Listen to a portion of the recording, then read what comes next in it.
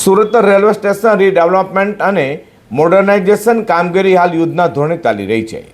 સિડકો company દ્વારા હાથ ધરેલી આ કામગીરી અને મેટ્રો રેલના પ્રોજેક્ટને કારણે શહેરના હદસમા રેલવે સ્ટેશન વિસ્તારના અનેક રસ્તાઓ પર ડાયવર્ઝન અને ટ્રાફિકની સમસ્યા સર્જાઈ છે. ત્યારે આ પરિસ્થિતિને ધ્યાનમાં રાખીને સુરત શહેર ટ્રાફિક પોલીસ દ્વારા વાહન ચાલકોની સુવિધા માટે એક મહત્વનો નિર્ણય લેવાયો છે. શું નિર્ણય લેવાયો છે તે આપણે જાણીએ. તો રેલવે સ્ટેશન ખાતે મેટ્રો રેલની કામગીરી અને ફ્લાયઓવર બ્રિજ બનાવવાની પ્રક્રિયા ચાલુ હોવાથી લંબેનમાં રોડથી દિલ્હી ગેટ તરફ જતા માર્ગ પર આવેલું સબરસ ગરનારું તમામ પ્રકારના વાહનો માટે બંધ કરાયું હતું. આ ગરનારું બંધ થવાને કારણે વરાછા તરફથી આવતા વાહનોને ફરજિયાતપણે આયુર્વેદિક ગરનારાનો ઉપયોગ કરવો પડતો હતો, જેના કારણે આયુર્વેદિક ગરનારા તેની આસપાસના વિસ્તારોમાં ટ્રાફિકનું ભાર અતિશય વધી ગયું હતું અને વાહન ચાલકોને ભારે હાલાકી ભોગવવી પડી હતી. વાહન ચાલકોને પડતી મુશ્કેલી અને ટ્રાફિક જામની સમસ્યાના નિરાકરણ માટે નાયબ પોલીસ કમિશનર ટ્રાફિક સેક્ટર 1 ની કચેરીએ નિર્ણય લીધો છે કે સબરસ ગરનારાને ફરીથી ખુલ્લું મુકાશે. જોકે આ ગરનારાનો ઉપયોગ માત્ર નાના વાહનો જ કરી શકશે.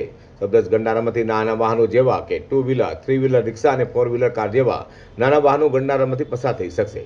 સબરસ ગરનારો ખુલ્લું થવાથી શહેરના વરાછા તરફથી આવતા વાહનો કોઈ પણ અવરોધ વગર દિલ્હી ગેટ અને સુરત રેલવે સ્ટેશન તરફ જઈ શકશે. અત્યાર સુધી જે ટ્રાફિક આયુર્વેદિક ગરનારા પર કેન્દ્રિત થતો હતો તે વિભાજિત થશે, જેનાથી પોદાર આર્કેડ અને સ્ટેશન મેઇન રોડ પરનું ભાર ઘટશે. સહારા દરવાજાથી રેલવે સ્ટેશન તરફ આવતા વાહન ચાલકો પણ હવે સબરસ ગરનારાનો ઉપયોગ કરી શકશે, જેનાથી સહારા દરવાજા જંકશન પર ટ્રાફિક જામ ઓછો થશે.